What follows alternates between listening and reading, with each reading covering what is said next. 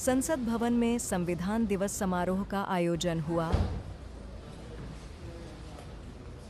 इस समारोह में पक्ष विपक्ष के तमाम नेताओं ने हिस्सा लिया। इस दौरान बीजेपी सांसद कंगना रनौत भी पहुंची थीं।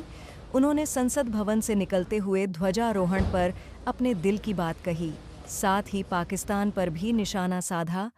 राष्ट्रपति जी ने संबोधन किया और संविधान का जो है वो हमारे जो पार्टी है उसके लिए बहुत महत्व भी है और उन्होंने राष्ट्रपति जी ने विशेषकर जो है सब सांसदों को भी बहुत बधाई दी अपने उनके काम के लिए।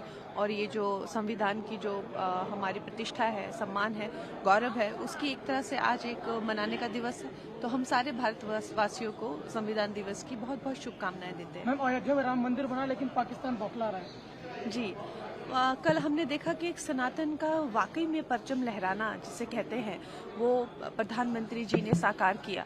मैं तो ये देख के कल मेरी भी आंखों में आंसू आ गए, जबकि मैं काशी में ही थी। मैंने तो टीवी पर ही देखा लहराने का पूरा प्रोग्राम। लेकिन कई युगों में जो किया हुआ था, कई युगों में जितना हमारा सनातन का नुकसान किया था, प्रधानमंत्री जी ने अपने जीवन काल में ही जो है इतने बड़े बड़े काम हमारे देश के लिए किए। तो निश्चय ही वो एक तरह से उनका जन्म ये हमारा उद्धार करने के लिए हुआ है। और कल भी जिस तरह से परचम लहराया पूरे न कि सिर्फ देश ने, विदेश में भी, तो पाकिस्तान बौखला रहा है क्योंकि वो लोग दिन ब दिन डूबते जा रहे हैं, जिसे कहते हैं वो भीख का कटोरा बन चुके हैं। और हम जो है तीसरी सबसे बड़ी अर्थव्यवस्था और अब पहली अर्थव्यवस्था जल्द ही बनेंगे। तो नेचुरली है, कोई जो इंसान अपने टुकड़े करके देश के ये गया था तो उनको लगता था कि आगे बढ़ेंगे, लेकिन नहीं बढ़ पा रहे। मैम, एसआईआर का विरोध कर रहे हैं राहुल गांधी लगातार। और बंगाल में भी ममता बनर्जी कह रही हैं कि पूरे बीजेपी को हिला देंगी, पूरे भारत को हिला देंगी अगर एसआईआर लागू हो जाए।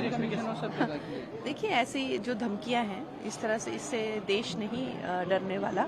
और पूरा देश जो है वो इन घुसपैठियों से जो है सैनिटाइजेशन चाहता है। और जिस तरह से शरीर में कैंसर होता है उसी तरह से देश में ये घुसपैठी होते हैं।